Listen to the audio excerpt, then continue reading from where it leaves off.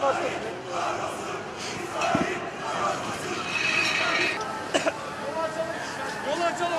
açalım, geliyorlar. Lütfen arkaya doğru devam edin. Arkaya devam edin, geliyorlar. Açın yolu. Hocam aç yolu. Aç yolu. Yolu aç.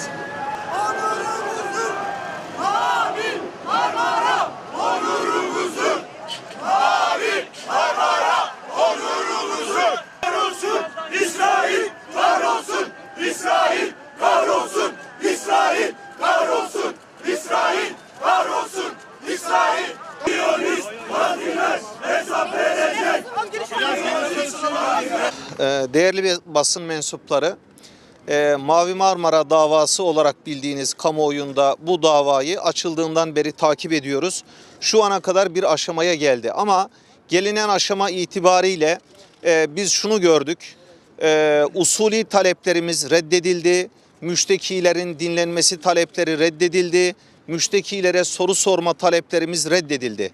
Dolayısıyla biz ceza muhakemesi kanununa uygun bir muhakemede yürütülmediği kanaatine ulaştık. Mahkeme her ne karar verirse versin biz şuna inanıyoruz. Mahkemeler suç işleyenler hakkında beraat kararı da verseler, davanın düşmesi kararı da verseler, onlar hem hukuk nezdinde hem kamu vicdanında mahkum olmuşlardır. Orada İsrailli çocuklara ilaç götüren, oyuncak götüren ve bütün insanlığın vicdanını temsil eden bu insanlar ellerinde en ufak bir suç aleti yoktu. Bunlar insanlığın vicdanını temsil ediyorlardı. Dolayısıyla biz de onların haklarını bu mahkemede elimizden geldiğince savunmaya çalıştık. Gelinen aşama itibariyle gördük ki usul kuralları ihlal edildi. Dolayısıyla duruşma salonundan ayrıldık. Evet arkadaşlar, 6 yıldır bu davada yargılanan sanıklar bunlar.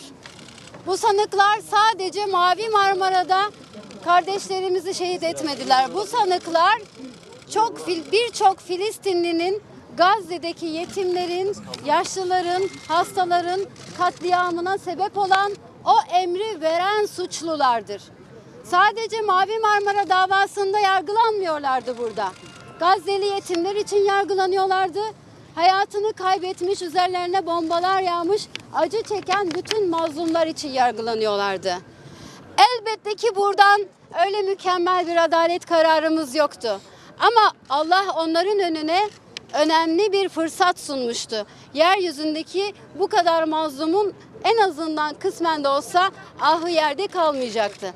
Ama şunu söylemek isteriz ki biz zaten onların hükmünü vermiştik. Mahkemenin yapamadığı